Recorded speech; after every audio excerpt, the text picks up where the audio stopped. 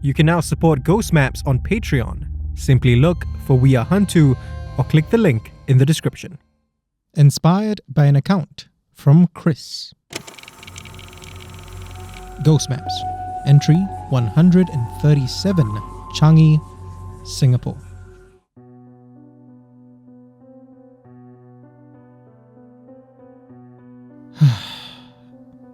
I shouldn't be here at this Hougang coffee shop. I've been having severe migraines for a while now. These migraines are caused by spending too much time immersed in the world of the supernatural. A fellow collector named Alice warned me that it'll only get worse from here.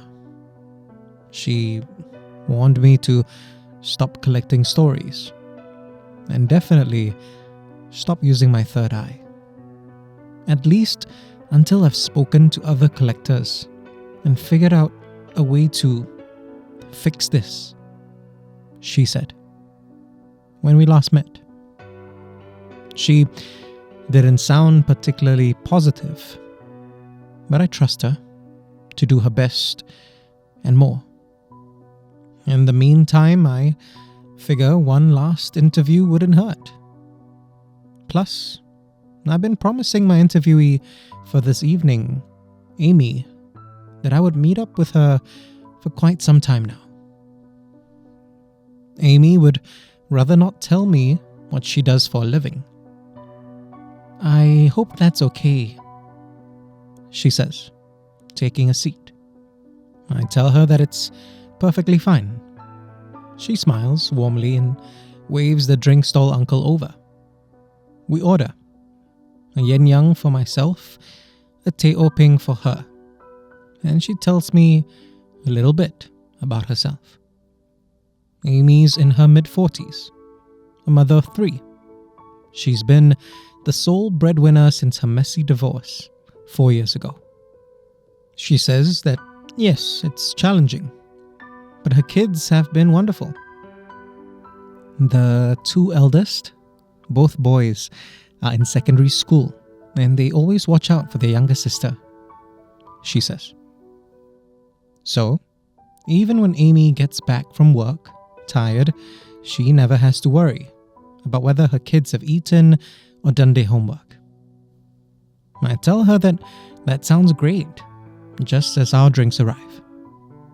I ask her if she can at least tell me in which neighborhood she works.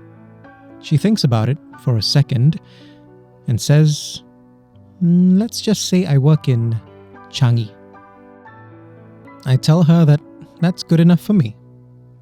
And as I take my recorder out, I ask her to start from the beginning.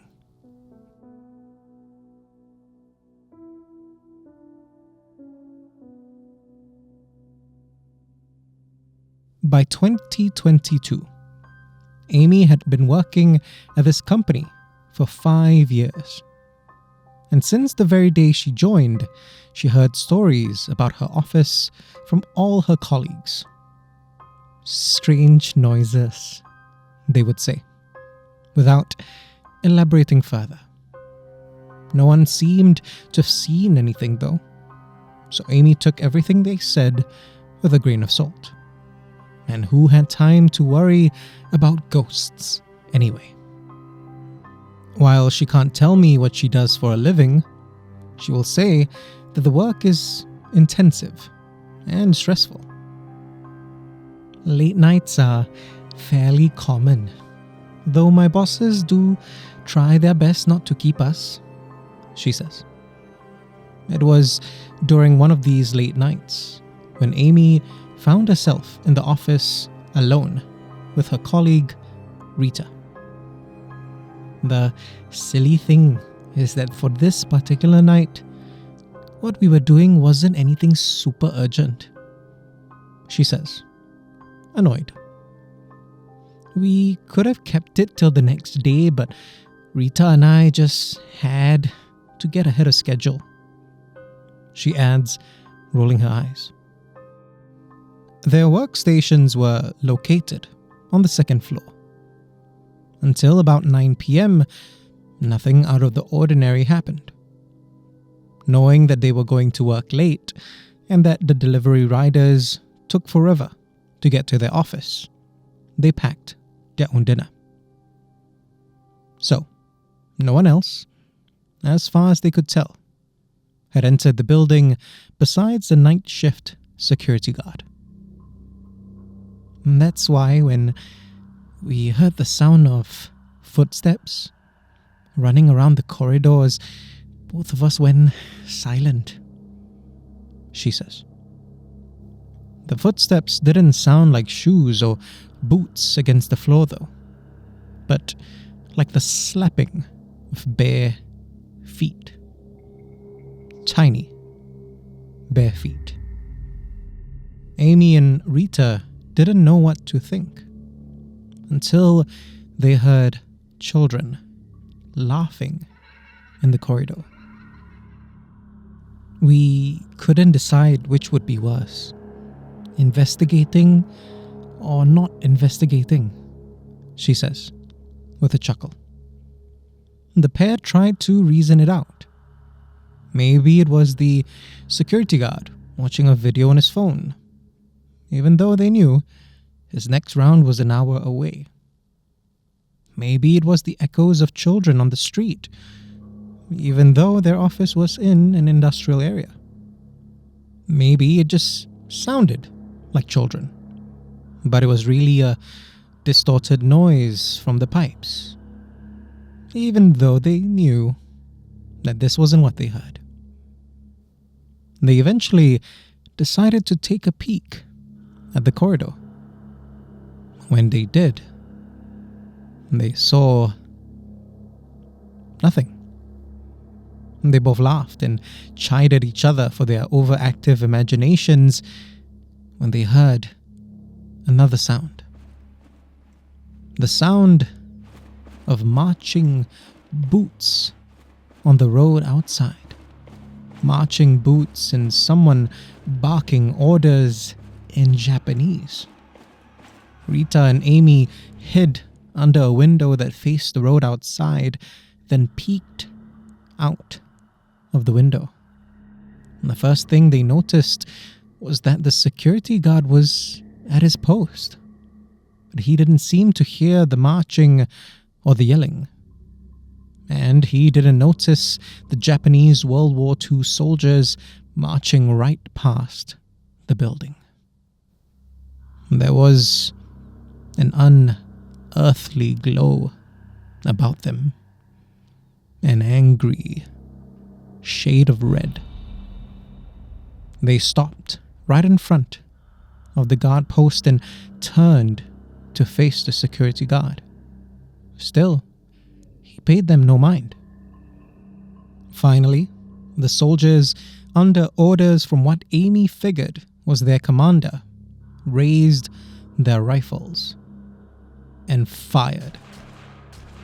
Both Rita and Amy screamed, but just as they did, the soldiers and their weapons vanished.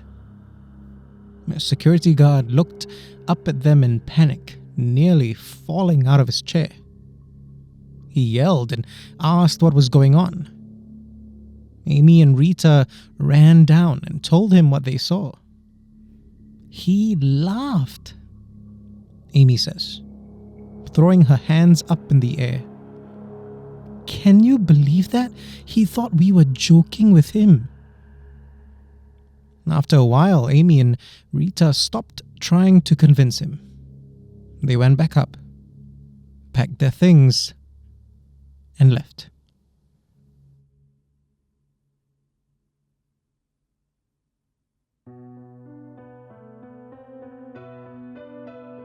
I never worked late again, no matter how much my bosses insisted, she says.